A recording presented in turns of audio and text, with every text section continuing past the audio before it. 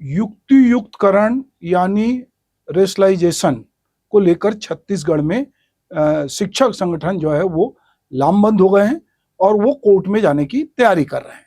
तो दरअसल ये समझना पड़ेगा कि छत्तीसगढ़ में ऐसा क्या हो रहा है। सरकार ने ये फैसला लिया था कि जो है परीक्षाओं के बाद जिन स्कूलों में सरप्लस टीचर हैं या जिन टीचरों की अभी भर्ती की गई है, अगर जिन स्कूलों में कम है और जहां ज्यादा है तो उनको युक्ति युक्तकरण करेंगे, मतलब कि जो सरप्लस है उनको जहां टीचर कम है वहां ले जाएंगे।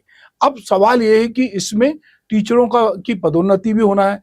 अलग अलग जगह जब भी नेता जा रहे हैं तो टीचर मिलके कहते हैं कि पहले पदोन्नति करो और फिर जो है आप युक्ति युक्तकरण करो। अगर हम छत्तीसगढ़ की बात करें तो राज्य में इस समय जो है सरकारी स्कूलों में 1,88,772 शिक्षक काम करते हैं, जिसमें राज्य सरकार के स्कूल में 1,86,657 टीचर हैं। तो अब ऐसे में इतनी बड़ी संख्या जिनकी है तो वो टीचर लगातार जो है वो ये कोशिश कर रहे हैं कि उनका अगर तबादला भी होता है तो ऐसी जगह हो जहां कम से कम वो रह सकें।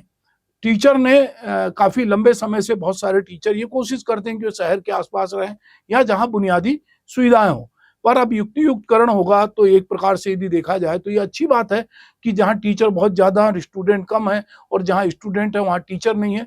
तो सरकार का ये फैसला अपने आप में तो बहुत महत्वपूर्ण है, पर ये सारी परिस्थिति में टीचरों को डर है। तो टीचरों के संगठन अब जो है वो कोर्ट जाने की तैयारी कर रहे हैं। वहीं सरकार जो है वो केविएट फाइल कर रही है कि कोई ऐसा ना हो, क्योंकि टीचर बड़ी संख्या में है और स्कूल शिक्षा विभाग का बहुत सारा समय कोर्ट कचहरी में ही बीतता है। तो राज्य सरकार के निर्णय को याचिका के माध्यम से चुनौती देने की जो है ये एक कोशिश हो सकती है कि इसमें प्रक्रियाओं में जो भी त्रुटि है तो ये याचिका दायर करने की बात लगातार हो रही है और कोई भी आदेश पारित करने के पहले पूर्व राज्य सरकार को सुनवाई का मौका दिया जाए, राज्य सरकार कह रही है।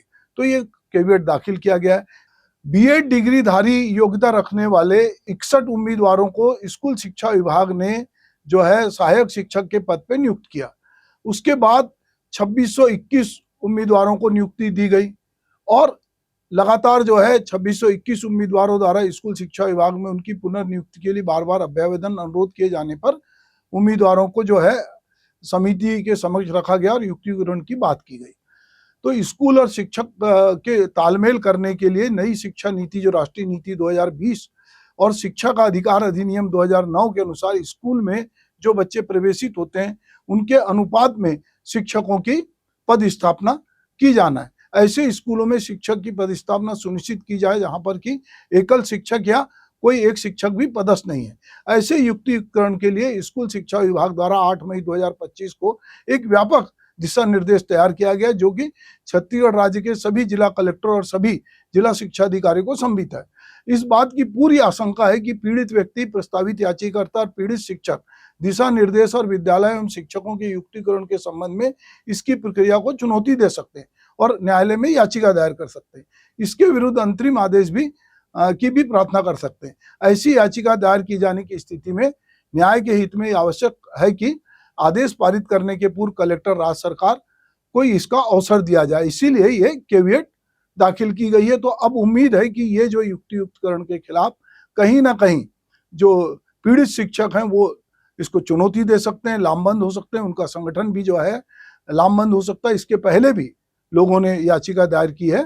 2521 डिग्रीधारी योग्यता वाले उम्मीदवारों को सहायक शिक्षक विज्ञान प्रयोगशाला में समायोजित करने के लिए जो आदेश हुआ है, तो निश्चित रूप से अब कहीं ना कहीं शिक्षकों के मन में जो सरप्लस टीचर हैं उसको लेकर उनके मन में आशंका है कि हमको कहीं पर भी सरप्लस होने के नाम पे पदस्थ किया जा सकता है। तो उनके अपने तर्क होंगे और शिक्षक संगठनों के भी अपने तर्क हैं। अब देखते हैं कि सरकार इसमें क्या कुछ करती है।